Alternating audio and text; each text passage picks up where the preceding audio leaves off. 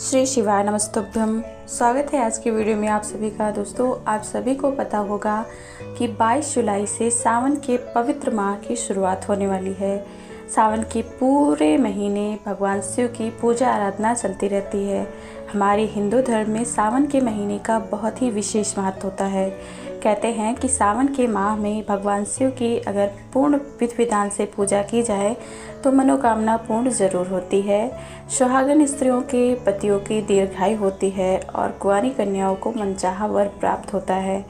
वहीं पूरे माह शिवलिंग की पूजा का विशेष महत्व होता है। शिवलिंग पे लोग जलाभिषेक करते हैं, रुद्राभिषेक करते हैं, लेकिन उन्हें ये नहीं पता होता है कि हमें शिवलिंग पे ऐसी कुछ चीज़ें हैं जो नहीं समर्पित करना चाहिए, जिससे भगवान शिव क्रोधित हो सकते हैं। तो आज की इस वीडियो में मैं आपको यही बताने वाली हूँ कि हमें शिवलिंग पर ऐसी कौन सी चीज़ें नहीं चढ़ानी चाहिए। सावन के महीने में शिवालय में काफ़ी भीड़ देखने को मिलती है। हर भक्त अपनी तरह तरह से महादेव को अपनी कोशिश करता है प्रसन्न करने के लिए, पूजा अर्चना करता है। भगवान शिव को भोलेनाथ भी कहा जाता है और विनाशक भी कहा जाता है। नाम के अनुसार भक्तों पर बहुत ही जल्द प्रसन्न होते हैं और क्रोध के रौद्र रूप से भी ये भर जाते हैं। शिवपुराण में बताया गया है कि भगवान शिव की पूजा में कुछ विशेष बातों का ध्यान रखना चाहिए। कुछ ऐसी चीज़ें हैं जो शिव जी को बिल्कुल भी नहीं चढ़ानी चाहिए। ऐसा करने से आपका अनिष्ट हो सकता है और शिव जी क्रोधित भी हो सकते हैं। तो आइए हम बात करते हैं ऐसी कौन सी चीज़ें हैं जो नहीं चढ़ानी चाहिए। कई ऐसे धार्मिक कार्य हैं जो हल्दी के बिना पूरे नहीं होते हैं, लेकिन भगवान शिव की पूजा में हल्दी का प्रयोग वर्जित है। हल्दी का इस्तेमाल सौंदर्य प्रसाधन के लिए किया जाता है। शास्त्रों में बताया गया है कि हल्दी स्त्रियों से संबंधित वस्तु है और शिवलिंग को पुरुष तत्व माना गया है। इसी वजह से भगवान शिव की पूजा में हल्दी का प्रयोग वर्जित है। तुलसी बेहद ही पवित्र मानी जाती है और सभी देवता के कार्यों में लगती है। बहुत ही शुद्ध पौधा बताया जाता है, लेकिन भगवान शिव की पूजा में तुलसी का प्रयोग बिल्कुल भी नहीं करना चाहिए।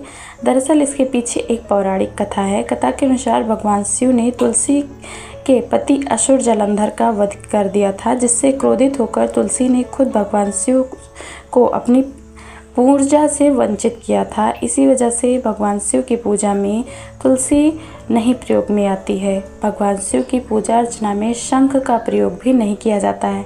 इसके पीछे एक पौराणिक कथा मिलती है। कथा के अनुसार दैत्य शंखचूड़ सभी देवी देवता परेशान थे। तभी भगवान शिव ने त्रिशूल से वध कर दिया, जिससे उसका शरीर भस्म हो गया और उसी भस्म से शंख की उत्पत्ति हुई।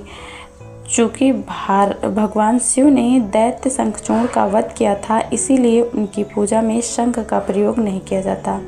भगवान शिव की पूजा में गन्ने का रस, दूध, शहद, दही आदि चीज़ें अर्पित की जाती हैं, लेकिन नारियल का पानी अर्पित नहीं किया जाता है। देवताओं पर चढ़ाई जाने वाली चीज़ें स्वयं ग्रहण करना आवश्यक होता है, लेकिन शिवलिंग पर चढ़ाई गई चीज़ों का ग्रहण नहीं करना चाहिए। इसीलिए शिवलिंग का नारियल के पानी से अभिषेक नहीं करना चाहिए। शास्त्रों में बताया गया है कि शिवलिंग पर केतकी या कनेर या लाल रंग का फूल नहीं चढ़ाना चाहिए, जिससे कमल आदि अर्पित नहीं किया जाता है। शिवलिंग पर इन फूलों के अलावा अन्य फूल भी अर्पित किए जा सकते हैं। महादेव को बेलपत्र, भांग, धतूरा, जलाभिषेक आदि चीज़ों से प्रसन्न हो सकते हैं। इसीलिए शिवलिंग के पूजन में इन चीज़ों का प्रयोग करें और जो चीज़ें अभी तक मैंने बताई उन्हें आप बिल्कुल भी ना अर्पित करें। कुमकुम, सिंदूर या रोली अन्य देवी देवताओं की पूजा कर सकते हैं, लेकिन महादेव की पूजा में इनका प्रयोग बिल्कुल भी वर्जित बताया गया है। हल्दी की तरह इनमें भी स्त्री तत्व होता है, जिसकी वजह से महिलाएं पति की लंबी आयु और स्वस्थ जीवन के लिए मांग में लगाती हैं। लेकिन शिवलिंग की इन चीज़ों से पूजा अर्चना नहीं करनी चाहिए। आप शिवलिंग की पूजा में चंदन या भस्म का प्रयोग कर सकते हैं।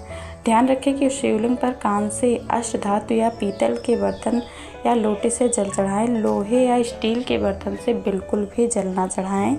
कहते हैं कि अगर तांबा और स्टील या किसी भी धातु के बर्तन से जल चढ़ाने पर शिव जी बहुत ही जल्दी प्रसन्न होते हैं।